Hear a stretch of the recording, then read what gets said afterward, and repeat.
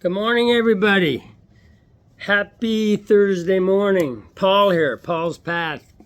Path meaning the spiritual path that I followed to stay sober. Not just to get sober, but the path I followed to stay sober one day at a time. And speaking of that, we're on step 11. Well, first of all, anybody that's new, we'll go over real quick the first couple of steps. So step one is basically where we're going to drink no matter what. Just step one by itself tells you that you're powerless over alcohol, and no matter how hard you try, like page 24 says, the most powerful desire to stop drinking is no avail. You know, people say means don't drink no matter what. There is absolutely nowhere in this book where it tells you do not drink, and I challenge anybody to find it in the first 164 pages. It does not say do not drink. What it does say is if you're not convinced you're an alcoholic, you go over and try a little bit of controlled drinking. And when you realize that you're an alcoholic and you just can't have one, you come to us. We got a solution. So, step one is obviously we drink no matter what. It's not about we don't drink no matter what. In my opinion, this is my opinion, right? But the whole book's an opinion. Like Bill's opinion is resentment's the number one offender, and I love it. I think it's great. But my number one offender is fear. So we're all different alcoholics. We all have different experiences. My opinions really come from my experience of following this path, and I do help a lot of guys, and I feel like I'm worthy of making videos because they're all staying sober, you know. So anyway, not bragging, it's all from God. I did not write this book. This is not my idea. I'm standing on shoulders of giants, and I'm picking fruit from a tree I did not plant, you know. So the bottom of 85, it starts with step 11, okay? So, well, actually, I was going to go through 2. Okay, so 2 is basically life on a spiritual basis. 3 is basically we're going to turn our will and our life over the care of God, which is our thinking and our actions, right? We're going to make a decision to do it. We're not going to do it there. Make a decision. So it's basically a decision between 1 and 2, like I've been talking about. Do I want life on a spiritual basis, or what? Do I want to go back that old terror, bewilderment, frustration, despair, insanity, or death? I'm going to take life on a spiritual basis. If you think there's a door number 3 and there's another way, if I think there's another way out besides those 2 options, I'm probably going to die because I tried everything. And alcohol work. Like alcoholism can be treated in 2 ways. It can be treated with alcohol. That's true. And restless, irritable, discontent. It can be treated by alcohol. And then when the alcohol stops working and it turns on you, you actually end up with more fear and more resentments. You only got one choice. For me, I only had one choice, but Alcoholics Anonymous. I mean, there's Celebrate Recovery and all of them. They work great. But for me, the only choice was Alcoholics Anonymous to treat my disease. For the first 20-some years of my life, I used alcohol to treat it. And then the alcohol stopped working. So the medicine stopped working, and now I needed new medicine. So this does for me slowly. This does for me slowly, and it does a lot more that alcohol used to do, a long time ago. Used to do for me quickly. So anyway, so 4 is we're going to make an inventory. We're going to find out what's going on with us. You know, what part of self is hit? You know, is it my pocketbook, my sex instincts, my ambition is getting hit? What's going on with me? You know, and then in the 4th column, we're going to talk about, you know, our fault. Like, where are we being inconsiderate? What about our self-pity? Right? Where am I being like a big baby, right? Where am I lying and cheating and stealing, right? Why am I manipulating these people? You know, I'm upset with them, but I started it to begin with the manipulation. Okay, so we do an inventory. Then 5, we're going to talk about it. We're going to get it straight, because when I went to 5, I was delusional because my sponsor put everything in order for me. And that's where I really had my first spiritual awakening, when I could see that almost all of this stuff was my fault. That was my first real spiritual awakening with step 5, when I realized, holy cow, this stuff is all my fault. It's not my ex-wife's. It wasn't my dad's. It wasn't that boss. This was all my fault. And like I told you, they went to the top of my step 8 amends list. And I made 9. I didn't talk too much about 9, but 9 is simple. You're going to take direction from your sponsor on 9. I'm not going to direct you on 9. 9, you're going to get a good sponsor, hopefully, and that he or she is going to give you direction on the list you made in 8. And that's going to be step 9. I'm not going to touch that today. 6 and 7 is where we're going to humbly. Now, humility means a clear recognition of who and what I really am. Okay? Followed by a deep desire to become what I can be. That's in the 12 and 12. That's not on the internet or Google, but it's on page 58 in the 12 and 12. It says, for alcoholics, that's what humility is. So I got to know who I am. I got to know what's going on with me. Okay? So now that I know what's going on with me, I can humbly ask God to remove these shortcomings. And step 6, I was ready. When I seen what I saw, when my sponsor showed me in step 5 who I was and what I did, I was ready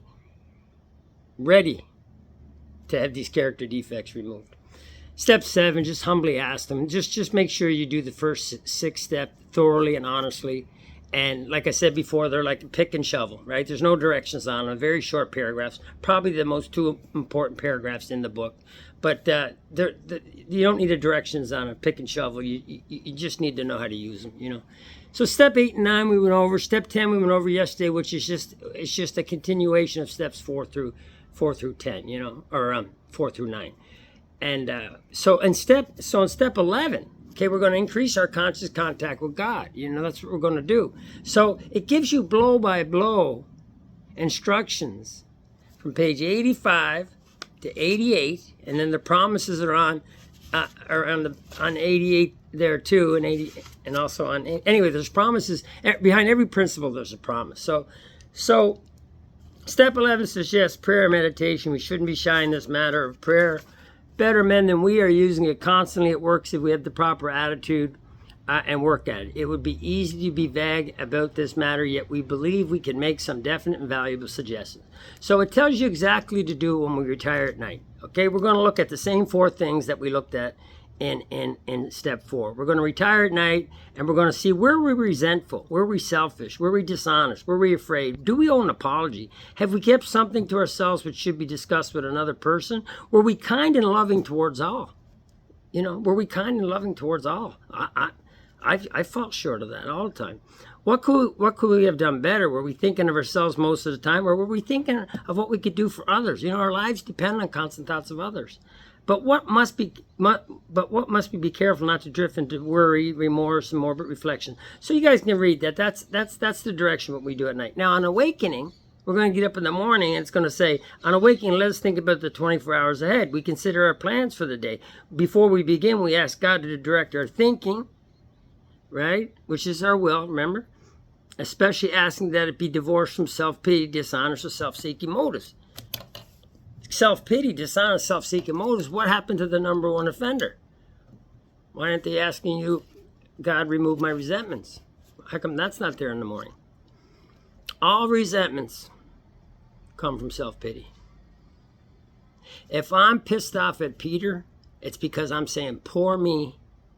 Look at what he did to me. Look at what John did to me. Poor me. Even if they're wrong. Even if they are wrong. Okay? Even the inventory says, you know, the inventory is ours. Even if they are wrong. Okay? It's still self-pity.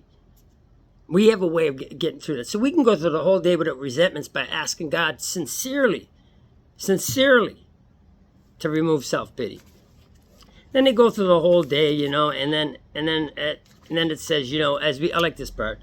Remember in step 3, we made a decision to turn our will and our life over to the care of God, which is our thinking and action. Made a decision. We get all the way to step 11, and now we're actually doing it. Check this out. Okay, as we go through the day, we pause when agitated or doubtful, and we ask for the next right thought or action, will and life. We're actually doing it now. We removed all of this stuff. God can now direct our minds and our bodies in our actions. He can now do that. We removed the stuff blocking us from God, and we're going to increase, and we're going to keep doing that. But I think that's just great. And we constantly remind ourselves we are no longer running the show. Humbly saying to ourselves many times each day, thy will be done. We are then in much less danger of excitement. Here's the promises. Fear, anger, worry, self-pity, foolish decision. We become much more efficient. We do not tire so easy, for we're not burning up energy foolishly as we did when we were trying to run the show to suit ourselves. Okay. Now, when you're praying, and this video is going long, but it's a good one. And you don't, and so prayer is basically asking God, okay? In AA, prayer is basically a petition to God. It's like, God, help me, please help me with this, direct me. And meditation is basically sitting back and being quiet and listening to what God is really saying. And when I was new, I couldn't hear what God was really saying. So I went to page 99 in the 12 and 12, okay? And it says the St. Francis prayer. And the St. Francis prayer is meditation, part of that. If you look hard there, it says, what about meditation? So the St. Francis prayer is basically the answer from God, okay? It's an action prayer, okay? It's much better to love than be loved. It's much better to comfort than be comforted. It's much better to understand than be understood. And where there's darkness, bring light. And you know, in AA with the newcomers, where there's despair, we can bring hope. Okay? St. Francis prayer is not something we read at home. St. Francis prayer is something we go out and do. And in the early beginning, I didn't have the real strong conscious contact with God. So I went out and did, as my sponsor directed, and I did the St. Francis prayer. I didn't read it.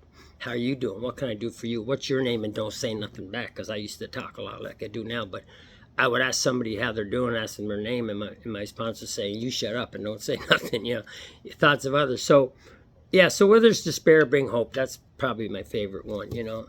And that's about it. I mean, step 11 is very simple. The directions, blow by blow, exactly what we do from getting up in the morning to going to bed at night. It tells you exactly how to live your life. And then the last page is going to tell you the promises. It's going to tell you what you're going to get out of it. You're not going to be as angry. You're not going to be as fearful. You're not going to make foolish decisions. You're going to be more efficient in all areas of your life. At the bank, with the wife, at the job, driving, everywhere. You're going to be more efficient. You're going to have a much better life. You're gonna understand serenity. You're gonna understand peace. It's an inside job. It's an inside job. So that's all. I went on a little long, but I think it was an important one. Love you all. Don't forget to like, and because a lot of people need these videos, you know, like and subscribe and forward them to somebody that's struggling, you know. And I'm also on TikTok. I love going. It would help me a lot if you went on TikTok, and it's my TikTok is at Paul Jessome, no spaces, PaulJessome. So it's at Paul Jessome. So check me out on TikTok too, because I'm on there a lot, and I give, I think, what are pretty powerful messages from the book, and I'd like for you to check them out. So subscribe and like, pass it on, forward it to a friend. It might save a life. If you pass this video on, I'm not here for money, okay? I'm here to, if it saved one life out of all these videos, it would be, I'm one person. If I save one person, I've doubled my money, you know?